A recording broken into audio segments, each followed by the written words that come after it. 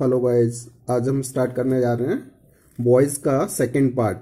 इससे पहले एक वीडियो हमने बना लिया था तो उसमें पूरा कंप्लीट नहीं हो पाया था, तो ये सेकंड पार्ट है बॉयज़ का। जो भी बच्चे हैं रूल्स उनको हम देखते हैं इस वीडियो में। आइए हम शुरू करते हैं। तो हमने उसमें पहले फर्स्ट वीडियो में क्या कर लिया था, प्रेजेंट की पूरी टेबल बना ली थी और पास्ट की पूरी टेबल बना ली थी और उनका एक एक सेंटेंस भी बना के देख लिया। तो आज हम बनाते हैं यहाँ से फ्यूचर। ठीक है गाइस, देखिए फ्यूचर टेंस की टेबल बना लेते हैं। हेल्पिंग वर्ब की फ्यूचर टेबल। टेबल किसकी है ये? हेल्पिंग वर्ब की। Helping verb. तो फ्यूचर में क्या होता है, वीडियो साफ नहीं आ रहा, देखिएगा इस फ्यूचर में सबसे पहले क्या होगा, इधर होगा विल और सेल। तो इसको चेंज करेंगे हम, विल बी और सेल बी में, सेल बी। ठीक है गाइस, अगर इधर आ जाए आपका एक्टिव में आ जाए विल बी और सेल बी, तो ये पैसिव में क्या होगा, पैसिव में होगा नो चेंज, नो चेंज। ठीक है गाइस, तीसरा है आपका will have, will have, will have या सेल हैव। इसको चेंज करेंगे हम, विल हैव बीन में या फिर सेल हैव बीन में गाइस। ठीक है, अब एक्टिव में आ जाए will have been, will have been या सेल हैव बीन। तो गाइस इसका क्या होगा, नो चेंज। यानी इस टेंस में दो टेंस के वॉइस नहीं बन रहे हैं। ठीक है, देख लीजिए। इसका एक एग्जांपल कर लेते हैं। इसका example, Ram will cook food.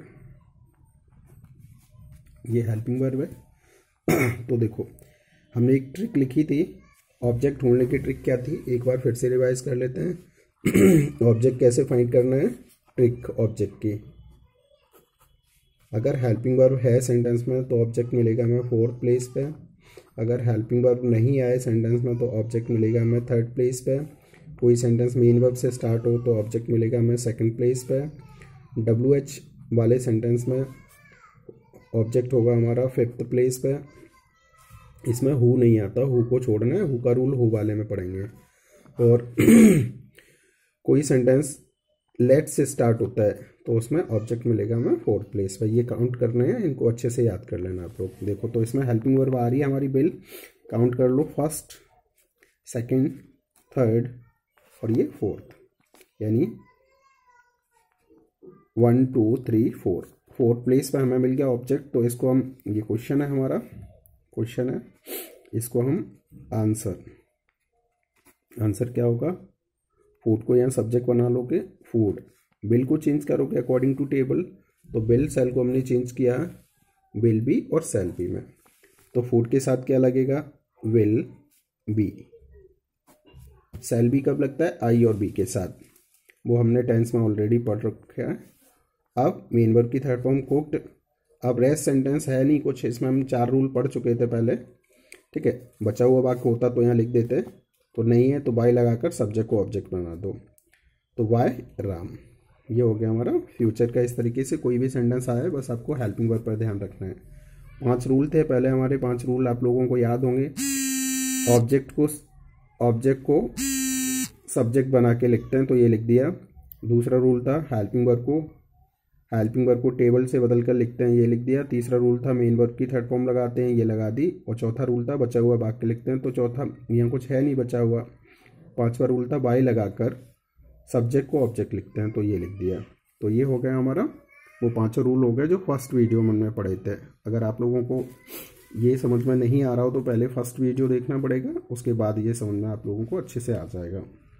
ठीक है गाइस, अब ये हो गया हमारा फ्यूचर टेंस। अब हम अगला रूल देखते हैं। ठीक है, तो अगला रूल है हमारा क्या,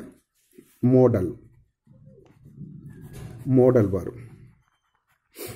अगर कोई मॉडल वर्ब का सेंटेंस आ जाए, ठीक है, तो उसका वॉइस कैसे बनाएंगे, तो देखिए पहले तो ये देख लेते हैं मॉडल वर्ब कौन कौन सी, can, may, might, should, would, could,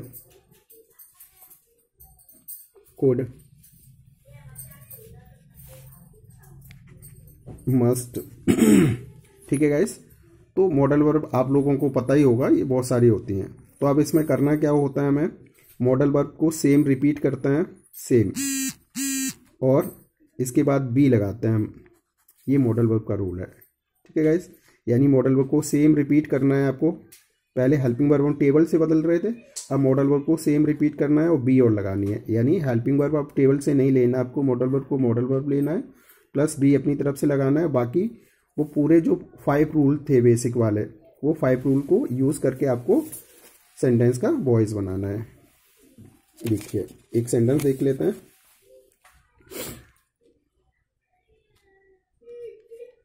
they should speak English. तो ये सेंटेंस हो गया हमारा, क्वेश्चन हो गया मॉडल वर्ब का। ठीक है, दे शुड स्पीक इंग्लिश। तो पहले काउंट कर लो, फर्स्ट, सेकंड, थर्ड और फोर्थ। ठीक है गाइस, तो अब हमारा आंसर क्या होगा, आंसर इंग्लिश। तो सबसे पहले हमने इंग्लिश को सब्जेक्ट बना लिया। अब उसमें पहले हम क्या कर रहे थे कि जो हेल्पिंग वर्ब को टेबल से बदलते थे, लेकिन मॉडल वर्ब में क्या करेंगे, मॉडल वर्ब को रिपीट करेंगे और प्लस बी और लगाएंगे। तो इंग्लिश के बाद शुड और बी। ठीक है, इंग्लिश शुड बी, स्पीक की थर्ड फॉर्म स्पोकन, और बाय सब्जेक्ट को ऑब्जेक्ट, तो बाय दे का ऑब्जेक्ट क्या होगा, देम। हमने ऑलरेडी टेबल बना चुके हैं इसकी, वाई देम, ये हो गया। ठीक है गाइस, तो हमें इस मॉडल वर्ब वाले में क्या करना है, जो भी मॉडल वर्ब है आपकी, उसमें मॉडल वर्ब को लिखकर और उसके बाद बी लगाना है, और हमें पूरे बेसिक रूल जो 5 रूल थे, हमें ऑब्जेक्ट को सब्जेक्ट बनाना है। हेल्पिंग वर्ब को टेबल से लिखते थे, उसमें मॉडल वर्ब आ गई, तो मॉडल वर्ब की जगह मॉडल वर्ब प्लस बी। तीसरा रूल मेन वर्ब की थर्ड फॉर्म, चौथा रूल बचा हुआ वाक्य लिखते हैं, तो इसमें कुछ बचा नहीं है। 5वां रूल वाई के साथ सब्जेक्ट को ऑब्जेक्ट बना के लिखते हैं, ये लिख दिया। ठीक है गाइस, तो ये हो गया मॉडल वर्ब का। अगर आप लोगों को डाउट है तो एक सेंटेंस और देख लेते हैं। देखो question number 2, we can play match, we can play match. ठीक है गाइस, तो 1 2 3 4। ठीक है, तो क्या होगा आंसर, मैच। अब कैन हेल्पिंग वर्ब है, यानी मॉडल वर्ब है। एक्चुअल में जो मॉडल वर्ब है आपकी वो हेल्पिंग वर्ब ही होती हैं। तो कैन लगा दिया और बी लगा दिया हमने, बी, और PLAYED प्लेड, और बाई लगाकर सब्जेक्ट को ऑब्जेक्ट अस, तो match can be played by us. ये हो गया हमारा सेकंड सेंटेंस। तो आप लोगों को आई थिंक समझ में आ गया होगा। फिर भी डाउट है तो कमेंट कर देना, तो हम फिर से और सेंटेंस बना के आपको डाल देंगे इसके। अगला रूल है हमारा, देखिए गाइस,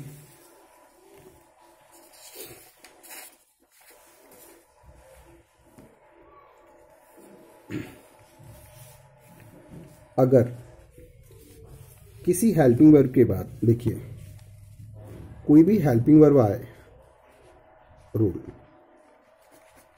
कोई भी हेल्पिंग वर्ब आए और हेल्पिंग वर्ब के बाद टू आ जाए, ठीक है, यानी हेल्पिंग वर्ब प्लस टू, तो इसको भी हम क्या मानते हैं, मॉडल वर्ब मानते हैं, मॉडल वर्ब होती है, ये भी मॉडल वर्ब की कैटेगरी में आता है। तो इनमें भी आपको कंफ्यूज नहीं होना कि हेल्पिंग वर्ब आ रही है, आपको लगेगा हेल्पिंग वर्ब को टेबल के अनुसार बदल के लिखते हैं, ऐसा नहीं करते, उसको भी मॉडल वर्ब के रूल के अकॉर्डिंग यूज करते हैं। जैसे एक सेंटेंस देख लेते हैं, I am to speak English, speak English, ये सेंटेंस है। ठीक है, काउंट कर लो 1 2 3 4। ठीक है, तो अभी एम आ रहा है तो आपको लगेगा कि एम तो मॉडल वर्ब में आता ही नहीं है, लेकिन इसने टू आ रहा है, हेल्पिंग वर्ब के बाद जब टू आ जाए तो वो मॉडल वर्ब का काम करने लगती है। ठीक है, तो अभी काउंट कर लो 1 2 3 और ये 4। ठीक है, तो हमें ऑब्जेक्ट मिल गया इंग्लिश, तो यहाँ ये हमारा क्वेश्चन हो गया आंसर। तो गाइस देखिए, सबसे पहले हमने इंग्लिश को ले लिया, इंग्लिश। अब ये हमारा मॉडल वर्ब का काम कर रहा है, तो इसको ऐसा कैसा ही इंग्लिश के साथ, लेकिन एम नहीं आएगा तो क्या आएगा, एज टू, और बी इसके बाद लगा दीजिए। मॉडल वर्ब का रूल फॉलो हो गया। English is to be spoken, main verb की third form spoken, by, I का ऑब्जेक्ट क्या होगा, वाई मी, ये हो गया आपका मॉडल वर्ब का। अगर कोई भी हेल्पिंग वर्ब के बाद टू आ जाए, कोई भी टेंस की हेल्पिंग वर्ब है उसके बाद टू आ रहे हैं, तो आप समझ लीजिए ये मॉडल वर्ब का काम कर रही है, ये भी हेल्पिंग वर्ब नहीं है।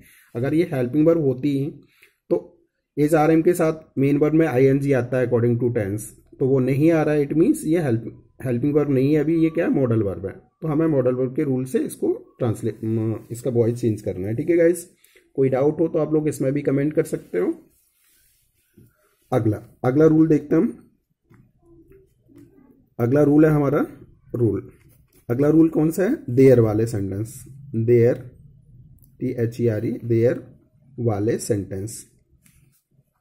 अगर कोई सेंटेंस देयर से स्टार्ट हो रहे हैं, ठीक है गाइस, देयर से स्टार्ट हो रहे हैं, अगर देयर से स्टार्ट हो रहे हैं तो उनका वॉइस कैसे बनेगा, देखिए एक सेंटेंस देख लेते हैं।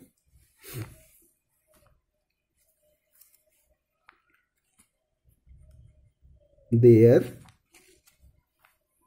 Is no money to buy books, यानी किताबें खरीदने के लिए पैसा नहीं है, ये कह रहा है sentence, there is no money to buy books. तो अब इस सेंटेंस में हमें करना क्या होता है, सबसे पहले हमें इसमें कोई भी रूल यूज नहीं करना, हमें टू और प्लस वर्ब की फर्स्ट फॉर्म आएगी इस सेंटेंस के अंदर, कहीं भी टू प्लस वर्ब की फर्स्ट फॉर्म आएगी, उसको ढूंढना है। ठीक है, उसको आपने ढूंढना है। और तो इसका पहले हम रूल समझा देते हैं, यहीं पे आपको ये मिल गया, ये क्वेश्चन है हमारा। रूल देखिए, रूल आपको रूल में क्या करना है, देयर से लेके पूरा सेंटेंस लिखना है, देयर से लेके कहां तक लिखना है, टू तक पूरा, और टू के बाद लगाना है आपको बी, प्लस जो टू के बाद आएगी मेन वर्ब उसकी लगानी है थर्ड फॉर्म, ये आपको अपनी तरफ से लगाना है सेंटेंस के बीच में। ठीक है guys, plus rest sentence, rest का मतलब है शेष वाक्य जो बचा है वो लिख दो। देखिए गाइस, ये रूल है हमारा। ठीक है, तो इस सेंटेंस को हम वॉइस बना लेते हैं। पहले देखो आंसर, ऊपर वाले का आंसर है आपका, देयर से स्टार्ट करते हैं पूरा sentence, there is no money. अब देखो हम टू पर पहुंच गए गाइस, तो टू लगा दो यहाँ पर टू, और बी अपनी तरफ से लगा दो टू बी, और वाई की थर्ड फॉर्म क्या होगी, bought, BOUGHT, there is no money to bought. अब बचा क्या, बुक्स। ठीक है, या बुक, कुछ भी जो भी हो वो लिखना है आपको अपनी तरफ से, उसमें चेंज नहीं करना। There is no money to be bought books, ये हो गया देयर वाला सेंटेंस गाइस। कोई डाउट है, देखिए एक सेंटेंस और देख लेते हैं इसका, क्वेश्चन नंबर 2। देखो, there is nothing to eat in the kitchen, KITCHEN। ठीक है गाइस, तो ये हमारा क्वेश्चन हो गया, there is nothing to eat in the kitchen. तो अब हमें टू को ढूंढना है, उसके बाद मेन वर्ब आएगी, उसको ब्रैकेट में बंद कर लेना है। अब इसका आंसर करते हैं, देखिए गाइस आंसर। देयर से लेके पूरा सेंटेंस लिख लो आप लोग। देयर इज नथिंग, उसमें कुछ भी चेंज नहीं करना है, बस टू पर आकर रुकना है आपको। टू लिख लिया, अब टू के बाद बी लगा दो और उसके बाद जो मेन वर्ब आएगी उसकी थर्ड फॉर्म लगा दो। तो ईट की थर्ड फॉर्म क्या है? Eaten in the kitchen. बचा हुआ सेंटेंस KITCHEN किचन, ये हमारा सेंटेंस हो गया गाइस। आई थिंक अब कोई आपको प्रॉब्लम नहीं आएगी। अगर आए तो आप लोग कमेंट कर सकते हो, और आप लोग कमेंट में ये नहीं बताते हो कि हम जो वीडियो बना रहे हैं उसमें कोई गलती हो रही है या कुछ हमें इम्प्रूव करना है। आप लोग जब तक फीडबैक नहीं दोगे तो हमें पता कैसे चलेगा। तो आप लोग ज़रूर अपना कमेंट करिए और उसमें फीडबैक दीजिए कि सर अच्छा लग रहा है या कुछ चेंज करना है, कोई डाउट्स हैं, नहीं तो हमें पता ही नहीं लगता। तो प्लीज़ कमेंट करें और वीडियो को सब्सक्राइब भी करें, शेयर करें। अगला, अब देखिए गाइस, ये हो गया देयर वाला सेंटेंस।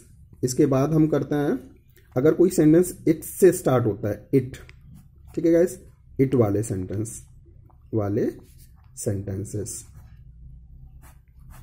अगर कोई सेंटेंस इट से स्टार्ट होते हैं तो उनका वॉइस कैसे बनाता है देखिए। तो पहले हम एक सेंटेंस लिख लेते हैं, फिर उसका रूल लिखेंगे, जैसे अच्छे से समझ में आ जाएगा। तो सेंटेंस है हमारा, देखो question first, it is time to LEARN learn computer. ठीक है, ये क्वेश्चन हो गया। तो ये भी हमें थोड़ा थोड़ा देयर जैसा लग रहा है, लेकिन बस थोड़ा सा अंतर करना है। हमें क्या करना है, टू को और ब्रैकेट, टू के बाद मेन वर्ब आएगी उसको ब्रैकेट में बंद कर लो और इसको यहां से डिलीट कर दो। डिलीट मतलब क्रॉस कर दो, और क्रॉस करने के बाद जो खाली जगह रह गई इसकी जगह फॉर लगा दो। ठीक है गाइस, तो अभी हम रूल देख लेते हैं। इसका रूल देख लो, फिर समझ में आ जाएगा रूल। तो सबसे पहले हमें इट से लेके टू तक का पूरा सेंटेंस नोट करना है, टाइम, और ये टू पे आ गए हम, तो टू को डिलीट किया, यहाँ खाली जगह होगी तो खाली जगह पे लिख दो फॉर, ये लिख दिया फॉर, और जो बचा है सेंटेंस वो लिख दो फॉर कंप्यूटर, और जो डिलीट किया तो उसको यहाँ पीछे ले आओ, 2 + 2 plus be plus main verb की थर्ड फॉर्म। यानी ये वाला हमने क्या किया था, बीच में से डिलीट किया था, उसको पीछे ले आओ, लेकिन टू के बाद बी हमें अपनी तरफ से लगानी है, मेन वर्ब की थर्ड फॉर्म लगानी है। ठीक है, और जो बीच में से जगह खाली छोड़ी थी उसको हम क्या करेंगे, फॉर से फिलअप करेंगे।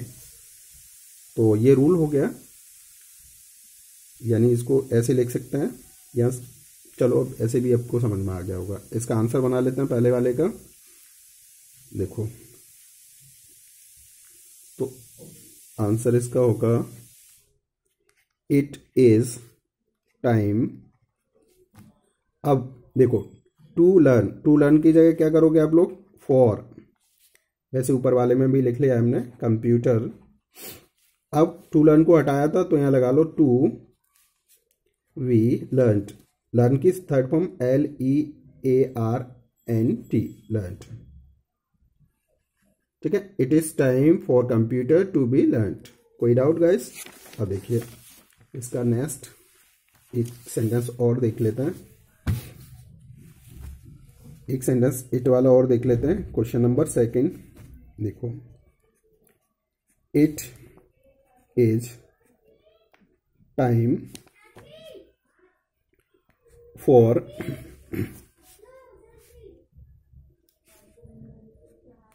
The examination.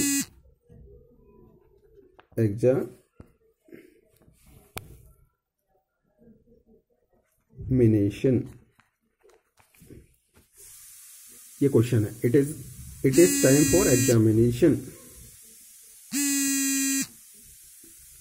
ठीक है गाइस, क्वेश्चन आंसर, इसका आंसर देख लेते हैं।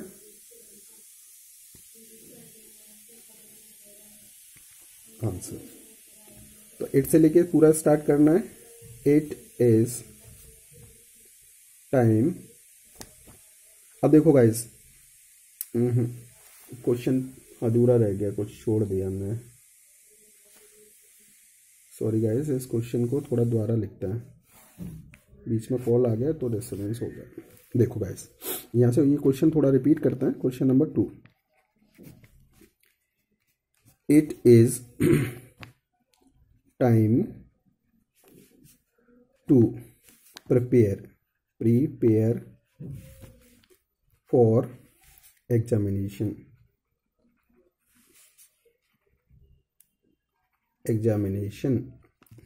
ये हो गया हमारा क्वेश्चन गाइस, ठीक है।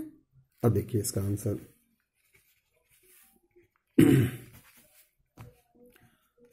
इट इज टाइम, देखो ये आ रहा है टू प्रिपेयर, तो इसको यहां से डिलीट कर दो और इसकी जगह फॉर लगाना है, तो फॉर यहां पहले से ही आ रहा है, तो जब पहले आ रहा है तो हमें कुछ नहीं करना, उसी फॉर को यूज कर लो। फॉर एग्जामिनेशन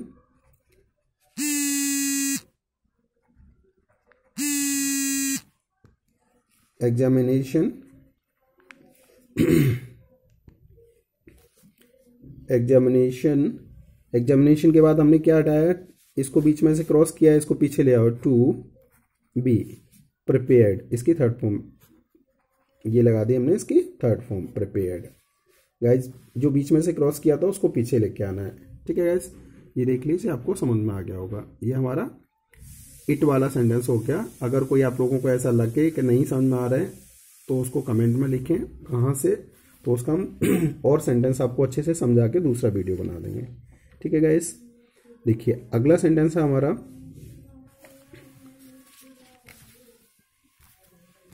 नरेशन वाला।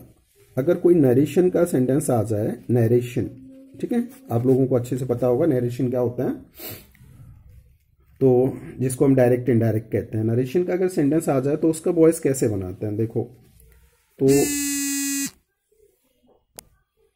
नरेशन का सेंटेंस एक लिख लेते हैं डायरेक्ट और आपको हम बना के दिखाते हैं। अगर आपको ऐसा लगे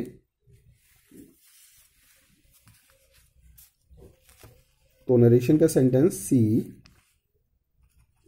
asked me if I could kill a lion.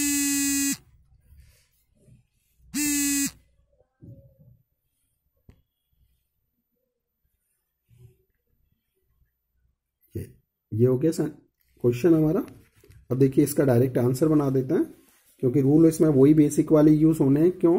क्योंकि इसमें दो सेंटेंस होते हैं, देखो एक ये वाला और एक ये वाला, ठीक है। आपने नरेशन पढ़े होंगे तो आपको आ जाएगा, नरेशन नहीं पढ़े होंगे तो आपको ये नहीं आएगा। तो हमें इसमें जो पहले वाला सेंटेंस है उसका वॉइस बना देना है, पीछे वाले को ऐड कर देना है।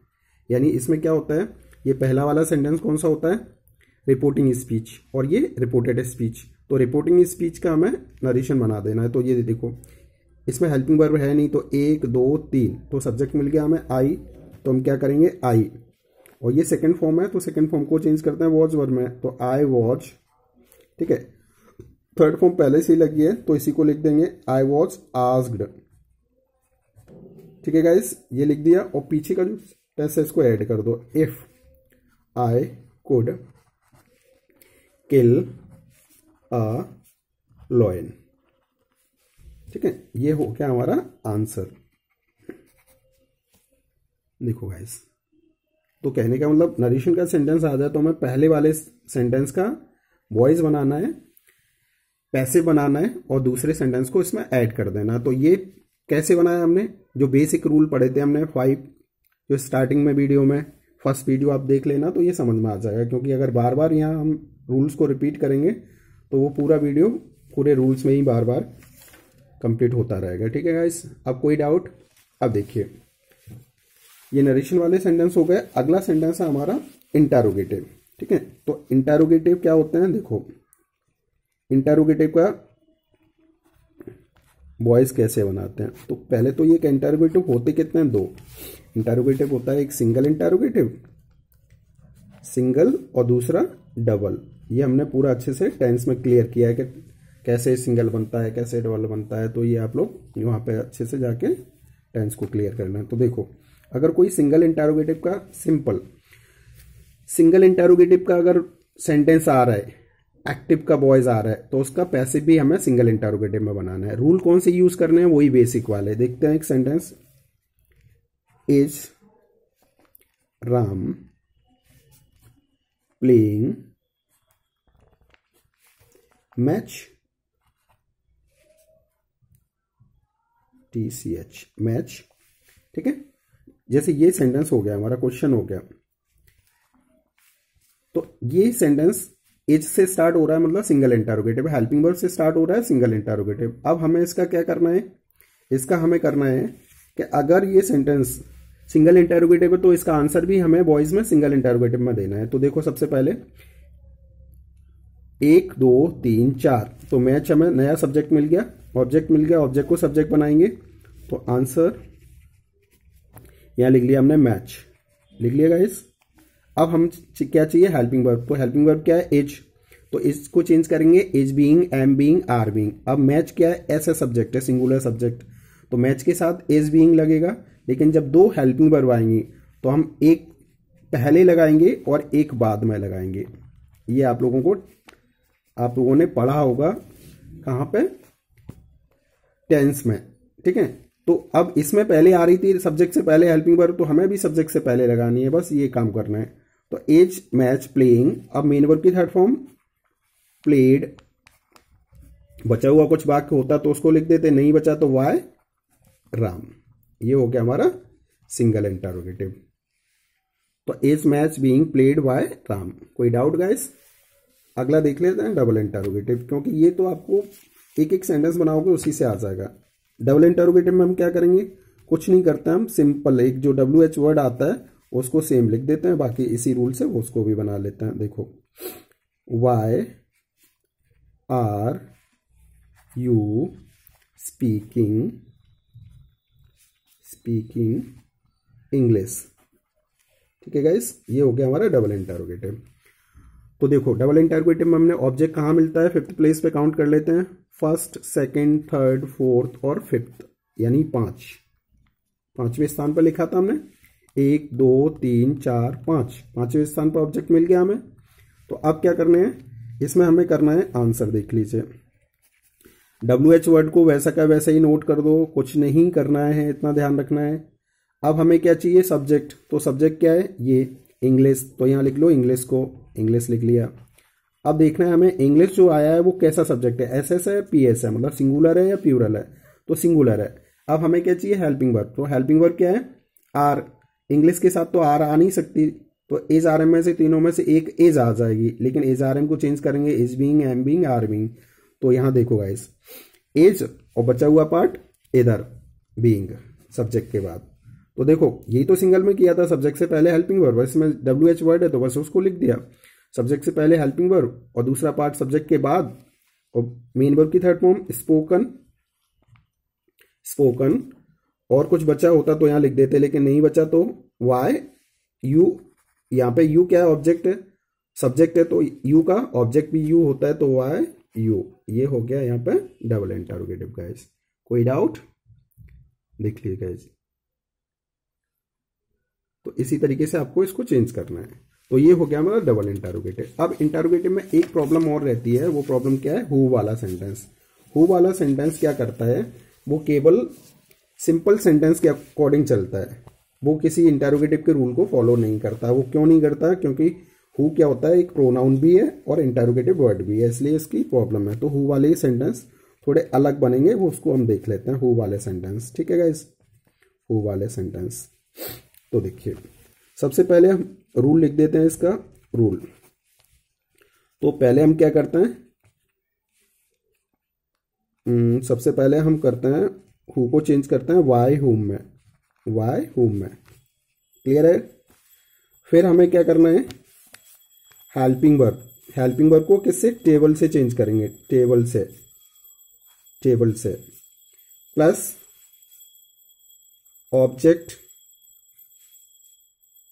Object change into subject. Short में रूल लिख रहे हैं गाइस, वैसे ये रूल आपको पता है पहले, ऑब्जेक्ट चेंज इनटू सब्जेक्ट, यहाँ लिख लेते हैं subject plus main verb with third form, rest sentence. ठीक है गाइस, ये हमारा हो गया हु का रूल। अब हु का एक रूल और होता है, एक रूल क्या है, हु को हु लिख दो, रूल नंबर सेकंड, हु को हु लिख दो प्लस हेल्पिंग वर्ब टेबल से plus object change into subject plus main verb की थर्ड फॉर्म,